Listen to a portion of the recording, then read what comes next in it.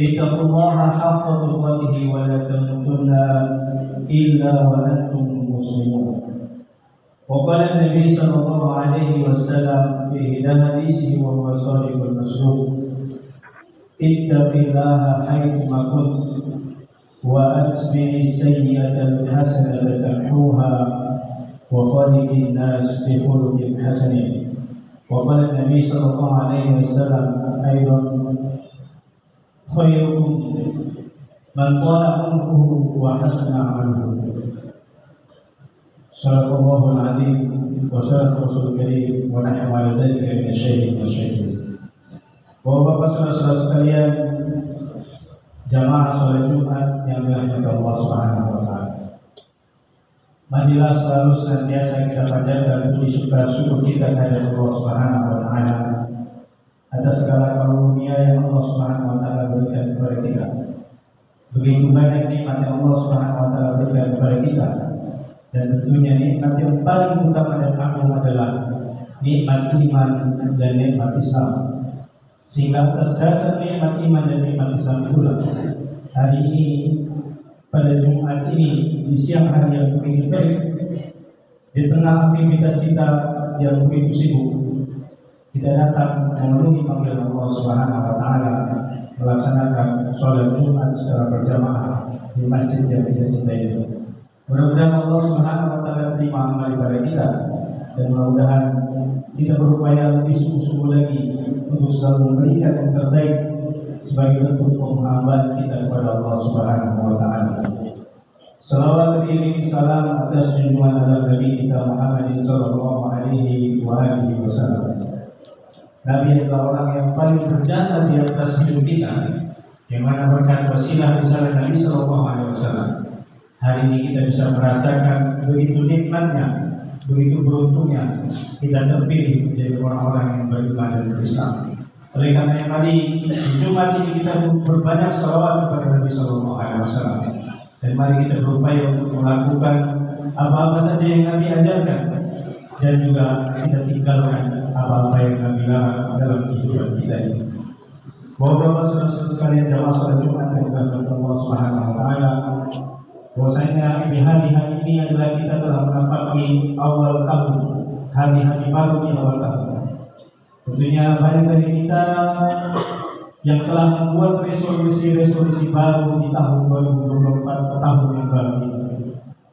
Namun di atas resolusi-resolusi itu, tentunya ada resolusi yang paling utama yang tidak lekang oleh waktu, yaitu resolusi untuk kita selalu berupaya meningkatkan keimanan dan ketakwaan kita kepada Allah Subhanahu wa taala, dalam berupaya untuk melaksanakan ibadah-ibadah perintah-perintah Allah Subhanahu wa taala semaksimal dan sebaik mungkin kita bisa lakukan, dan juga berupaya sungguh-sungguh semaksimal mungkin untuk berupaya menjauhi, meninggalkan larangan-larangan Allah Subhanahu wa taala. Bapak-bapak, saudara-saudara sekalian, jamaah sholat Jumat yang dirahmati Allah Subhanahu wa taala, bahwasanya tentu kita berharap bahwa tahun 2024 ini adalah menjadi tahun yang baik bagi kita, bahkan tahun yang harusnya lebih baik, dan tentunya kita sangat berharap tahun ini adalah menjadi salah satu tahun terbaik di dalam kehidupan kita. Oleh karena kita membuat banyak resolusi-resolusi baru di dalam kehidupan kita ini. Dan izinkan pada kesempatan yang singkat dan terbatas ini, kami menyampaikan di antara resolusi-resolusi yang mungkin kita buat, ada wasiat resolusi yang pernah disampaikan oleh salah seorang sahabat yang merupakan salah satu khulafaur rasyidin, yang merupakan salah satu di antara sahabat yang pertama kali masuk Islam, yang merupakan juga ahlul bait, keluarga dari Nabi, yang juga yang merupakan menantu Nabi sallallahu alaihi wasallam. Beliau adalah Ali radhiyallahu anhu karramallahu wajhahu. Bahwasanya beliau menukilkan dalam sebuah perkataan beliau tentang bagaimana menjadi pribadi yang terbaik di sisi Allah kepada diri kita dan juga kepada sesama manusia. Kata Imam Ali radhiyallahu anhu karramallahu wajhahu, bahwasanya khairul kun 'indallahi khairun nas wa kun 'indan nafsi syarrun nas. wa kun inda nasi rajulun minan nas. Ada 3 hal yang diwasiatkan oleh Imam Ali radhiyallahu anhu bahwasanya yang pertama disebutkan adalah kun indallahi khairun nas. Jadilah diri kita di hadapan Allah, di sisi Allah Subhanahu wa taala adalah sebaik-baik manusia yang menghambakan diri kepada Allah Subhanahu wa taala. Siapakah manusia-manusia terbaik di sisi Allah Subhanahu wa taala? Apakah mereka adalah orang-orang yang mempunyai harta yang banyak dan berlimpah?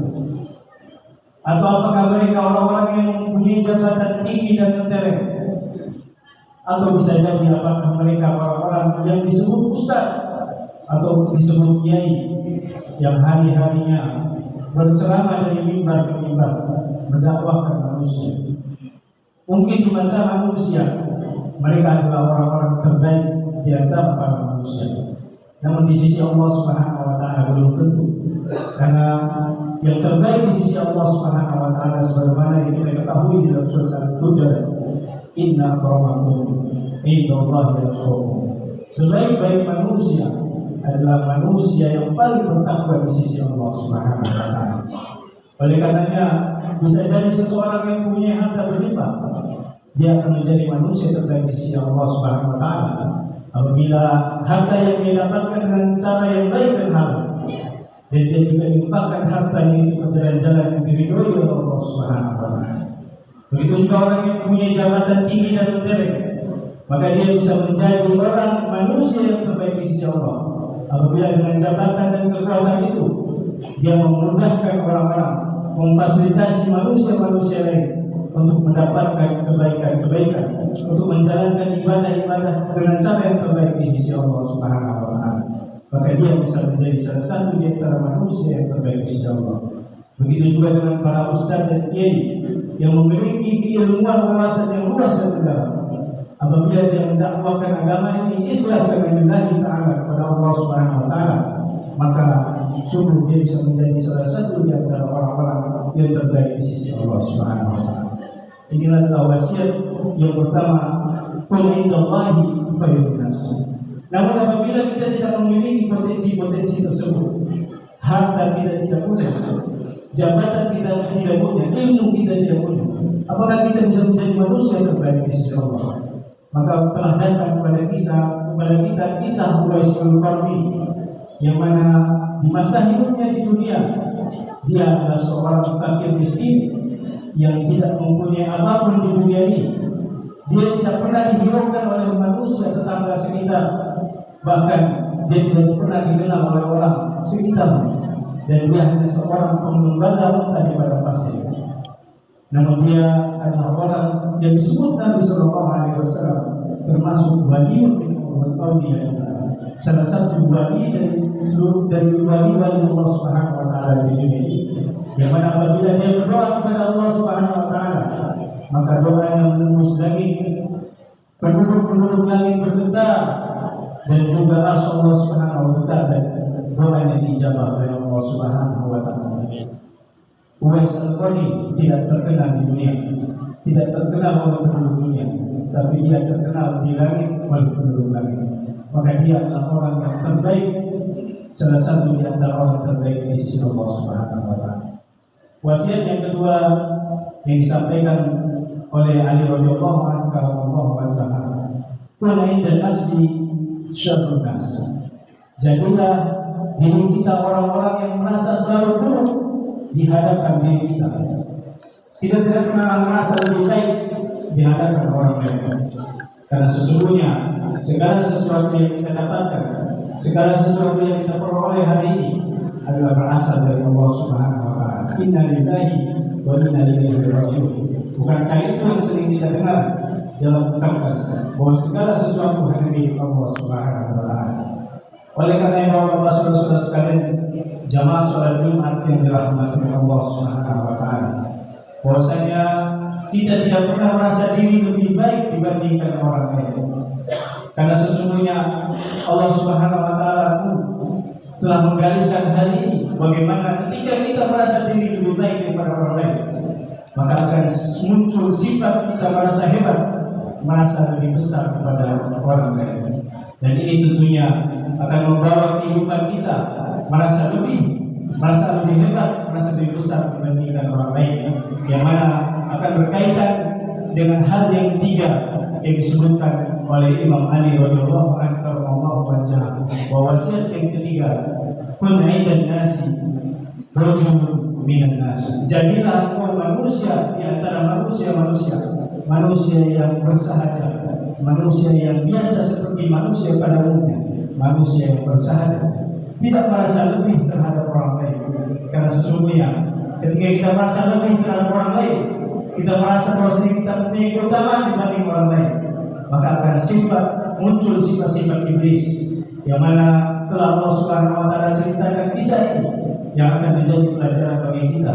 Allah Subhanahu wa taala menyatakan dalam surat Al-A'raf ayat yang ke-11, A'udzu billahi minasyaitonir rajim, wa laqad khalaqnakum tsumma sawwarnakum tsumma qulna lil malaikati isjudu li Adam fasajadu illa iblis aba wastakbara wa lam yakun minas sajidin. Bahwasanya Allah Subhanahu wa taala telah menciptakan kita manusia dan menyempurnakan kita.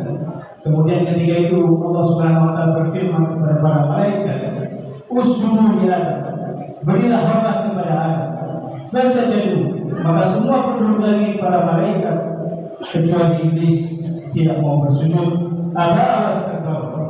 Dia membangkang, dia enggan, dia merasa lebih daripada Adam. Wastakbara wa lam yakun minas sajidin.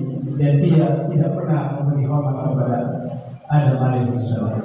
Kemudian Allah Subhanahu wa taala bertanya di ayat selanjutnya, di ayat 11. Qala ma mana'aka alla tasjuda illa wahai iblis, yang mana iblis ini diriwayatkan adalah merupakan yang dinamakan sebagai azazi, yang mana dia adalah penghulu di antara para malaikat, dia adalah panglima di antara para malaikat waktu itu jabatan. Maka ketika itu Allah Subhanahu wa taala bertanya, "Qala ma mana'aka alla tasjud ila maka apa yang mencegah engkau wahai iblis ketika aku perintahkan engkau untuk sujud, untuk memberi hormat kepada Adam alaihissalam? Maka kata iblis, "Qala ana khairun minhu." Iblis berkata bahwasanya aku lebih baik dari Adam. Khalaqtani min nar. Engkau menciptakan aku dari api. Wa khalaqtahu min tin. Dan engkau menciptakan Adam dari tanah. Dari itu saja iblis sudah merasa lebih hebat, merasa lebih besar.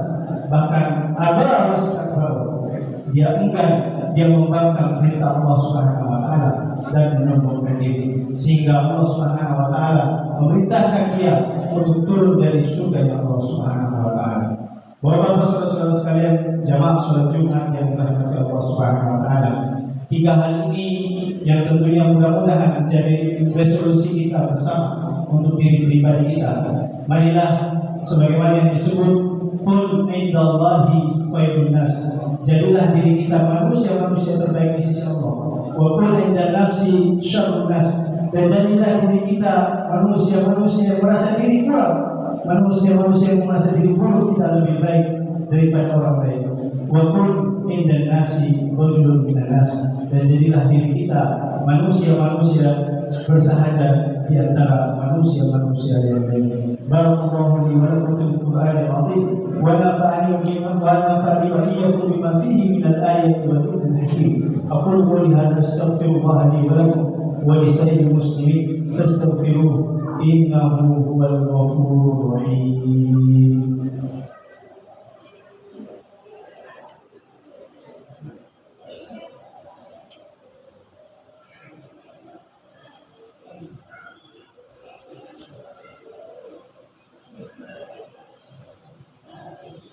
Alhamdulillah wa kafa, wassalatu wassalamu ala Rasulillah Mustafa wa ala alihi wa ashabihi wa man ihtada. Bapak-bapak, saudara-saudara sekalian, jamaah salat Jumat yang dirahmati Allah Subhanahu wa taala, izinkan kami menambahkan mungkin di antara resolusi-resolusi yang kita buat, yang tentunya dalam waktu dekat ini insyaallah akan menghampiri kita. Yang pertama adalah mari sama-sama kita gunakan hak pilih kita untuk memilih pemimpin kita terbaik di masa depan. Ada standar yang bisa kita lakukan, yang bisa kita jadikan patokan. Yang pertama adalah mari kita lihat pemimpin-pemimpin kita. Jika di antara mereka banyak sekali kebaikan-kebaikan, maka kita pilih terbaik dari orang-orang terbaik yang akan menjadi pemimpin kita. Kalau kita tidak menemukan kebaikan di antara mereka, maka kita melihat di antara mereka mana yang paling sedikit kerusakan mafsadatnya di antara pemimpin-pemimpin ini. Itulah pilihan terbaik yang harus kita pilih. Hal kedua, resolusi yang bisa kita lakukan di awal tahun ini adalah dalam waktu kurang lebih sekitar 2 bulan ke depan, 60 hari ke depan, kita akan disambut dengan bulan suci Ramadan, yang mana bulan yang kita akan sangat rindukan. Mudah-mudahan Allah sampaikan umur kita, dan marilah kita mempersiapkan bulan suci Ramadan ini. Karena bulan suci Ramadan ini ibarat adalah panen raya, tidak akan memanen hasil orang yang tidak menanam dan tidak merawat dari hari ini. Dan hal yang ketiga, mari kita tidak terbiasa dengan apa yang terjadi kepada saudara-saudara kita Palestina yang hampir tanggal 7 besok sudah hampir 3 bulan terjadi agresi militer terhadap saudara-saudara kita di Palestina. Mari selalu kita doakan saudara-saudara kita di sholat-sholat kita, di sujud-sujud kita, agar mudah-mudahan Allah Subhanahu wa Ta'ala memberikan pertolongan, ketambahan kesabaran, dan juga insya Allah kemenangan atas penjajahan Zionis Israel. Amin. Inna Allah wa malaikatahu yusholluna 'alan nabi ya ayyuhalladzina amanu shallu 'alaihi wa sallimu taslima. Allahumma shalli wa sallim 'ala nabiyyina Muhammadin wa 'ala alihi wa sahbihi ajma'in. Allahumma ighfir lil muslimina wal muslimat wal mu'minina wal mu'minat al-ahya'i minhum wal amwat innaka sami'un qaribun mujibud da'wat ya hajj. Allahumma ighfir lana dhunubana wa li ikhwanina alladhina sabaquna bil iman wa la taj'al fi qulubina ghillan lil ladzina amanu rabbana innaka ra'ufur rahim. Allahumma rabbana 'a'izzal islam wal muslimin. Allahumma ansur man nasara din. Allahumma ansur ikhwanana al-muslimin wal mujahidin fi Gaza wa fi Palestin. Allahumma ansurhum fi kulli makan wa fi kulli zaman. Allahumma afriq alaihim sabra wa thabbit aqdamahum wansurhum 'ala al-qawmi al-kafirin wansurhum 'ala al-qawmi al-yahudi al-mujrimin al-mu'tadin wansurhum ya Allah min aduwwihim. Allahumma rabbana 'alaika bis-sahayati wa al-yahudi al-mujrimin al-mu'tadin wa man walahum ونصرهم. اللهم شتت سلهم، اللهم فرق جمعهم، اللهم قرب آجالهم، اللهم حرك بنيانهم، اللهم اجعل تدبيرهم في تدميرهم، اللهم بدل أحوالهم وأشمل بألبانهم وخذهم أخذ عزيز مقتدر. يا عزيز يا جبار يا قهار يا رب العالمين، فإنهم لا يعجزون. اللهم ربنا اجعل هذا بلدا آمنا وارزق أهله من الثمرات من آمن منهم بالله واليوم الآخر. ربنا آتنا في الدنيا حسنة وفي الآخرة حسنة وقنا عذاب النار. عباد الله، إن الله يأمركم بالعدل والإحسان وإيتاء ذي القربى وينهى عن الفحشاء والمنكر والبغي يعظكم لعلكم تذكرون. فاذكروا الله العظيم يذكركم واشكروه على نعمه يزدكم واسألوه من فضله يؤتكم ولذكر الله أكبر. أقيموا الصلاة.